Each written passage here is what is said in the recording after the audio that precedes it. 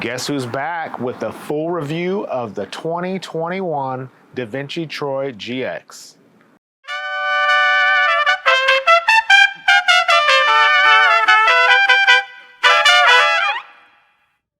Welcome back to Straight Line MTB, and I'm happy and proud to bring you the full review of this awesome 2021 Devinci Troy. This is the GX build. If you follow the channel, normally you see in between our first impressions and our long-term review, we do a first ride review. I skipped that and just rode the heck out of this bike. If you want to check out our first impressions video to get some more details on this bike, check out our channel so you can get those tidbits and ready for the full review. Before I get started, shout out to CBI Bikes. They hooked us up with this amazing Devinci Troy. If you guys are looking for any awesome bikes, check them out. They're out in Idaho Falls, Idaho. They also have a great online presence, bringing you awesome gear, bikes, and all the parts you need. And if you do, let them know that Straight Line MTB sent you. So jumping right into the review, I am going to spoil it a bit and say this is probably top contender for one of the favorite bikes that I have reviewed. And that comes as a big surprise to me because, as I referenced in our first impressions video, Devinci's never been a bike brand that I've been excited about or even really pursued until we found the Troy. And luck has it, COVID and all the supply chain issues brought us together because there wasn't a ton of bikes at the time when I snagged this bike. So I'm very thankful and surprised that I was able to get hooked up from CBI Bikes. This is the GX version, and this is a size large. This is a 2021, but everything is going to translate over to the current 2022 model. This bike retails for just a dollar under $6,600. So after having this bike for a while, riding it, seeing all the great and maybe not so great things about this bike, some of the things I really think are necessary to touch on is the frame quality. Just what they've done, the cable routing, the cable ports. This bike is dead silent on the downhills, and it has to do with that attention to detail. The frame is just beautiful. It's not going to be one of those bikes you're like, oh, it looks like a Specialized or it looks like a Session or that type of things. It's just really unique. It's beautiful. The color is amazing. It has some really nice touches. It's got double row bearings in it. The rubberized protection, the down tube, and the chainstay are some of the best that I've seen, which really help protect and make this bike really, really quiet. One gripe I do have about it is the ICG tabs. It only has 2, so you really can only run a chain guide. This bike really deserves a bash guard, so I would like to see the 3 or at least the 2 at the bottom. Full water bottle, no problem with fitment of a big water bottle on our size large. Just as a package, everything's really great. And the biggest surprise of the build, it's the standard GX build, nothing crazy, just a workhorse, gets it done, no qualms, no problems with that. But that Factor rear hub, I'd mentioned it in the first impressions. It's 125, I think, points of engagement. Just a great hub. It spins for days. It's really one of the surprise things on this bike, as is that rear shock. So it's the Performance Elite, so you get all the tuning. I did make a few changes as I rode this bike. I swapped out the bars. I got a 31.8 Pro Taper carbon bar. It's an 810 millimeter wide bar. I do just like the 31.8 bar better than the 35 millimeter. And the stem that I talked about, the stock stem, well, it gets the job done. It's not really pretty to look at. So I changed it for a nuke-proof Horizon stem, and I went a little bit shorter with the 40 millimeter. I also changed out the rear tire. While the DHR is a great tire, I changed it to a dissector to get a little bit less rolling resistance. Front tire is the same, and shout out, Devinci put XL Plus front and rear stock tires. That's a big bonus for this bike that wants to get rowdy. So enough of all the details. Let's talk about how this bike performs on the trail.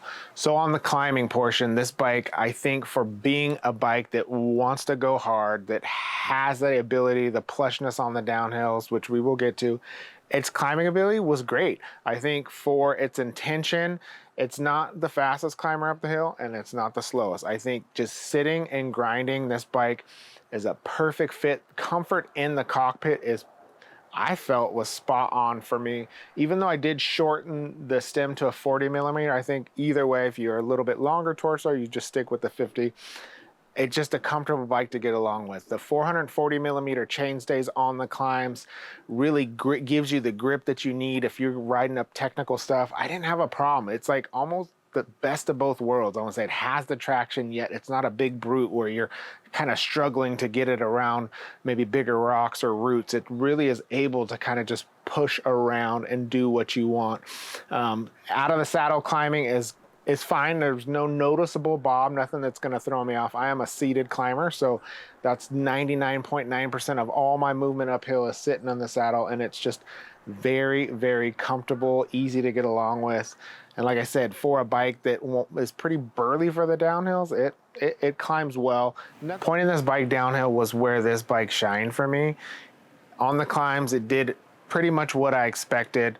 On the downhills, it actually wasn't what I expected. Being 140 millimeter rear, 150, you're thinking, you're on a longer legged trail bike, maybe as Devinci touts, this is an all mountain bike.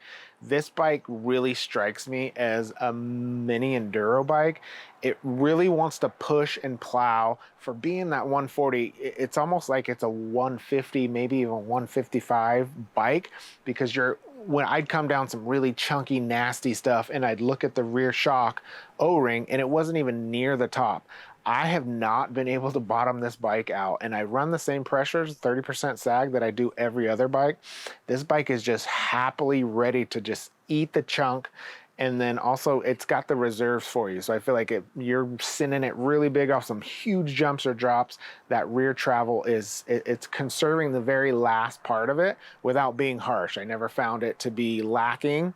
For a 140 millimeter bike with its geometry numbers, it has a 65 degree head tube angle, so it's not the most slack bike out there. Very similar to like a Ripmo. But this bike rides bigger than you would expect. Easy to get along with bike. Definitely gonna plow some areas that you're not used to, maybe go into a little bit more thick things than you would expect. So of course, with every bike, we have some things we really like and some things that maybe we would like to see change. So the things that we liked, I talked about, is that it hits harder than its 140 millimeter travel tells you. It's gonna be able to handle those bigger trails. It's gonna be that bike that you can say, I'm not really sure what I'm gonna get into. It may be chunky, but we got some big climbs. This has definitely been the bike that I've grabbed. I've ridden this bike more than any bike I think that I've tested, because it's just really been my go-to bike, because I can get into trouble with this bike or just have an easier day. Some of the gripes that I do have about it is, like I said, the chainstay tab. Not so much a gripe on the wheel width. The 35 millimeter isn't a non-standard thing. I know Ibis does a lot of that. I would like to see how this bike performs with a 30 millimeter internal width wheel. Help on the climbs. Unfortunately, I have several wheels sitting on the side, but being a Super Boost, it's not something I can do. I don't have any other Super Boost wheels, so while that's not really a downside, it's definitely something to consider. Being a Super Boost, I didn't notice that the rear end was more stiff than maybe a regular boost. I did notice that I would get more stiffness on some of our boost bikes from carbon wheels, so I'm wondering if this was just a regular boost with some carbon wheels, I can get the same amount of stiffness. The higher end model, the XT Limited model, I believe is the one up from this, comes with a 160 millimeter fork, which is going to give you a little bit more travel up front, as well as kick the front out a little bit more.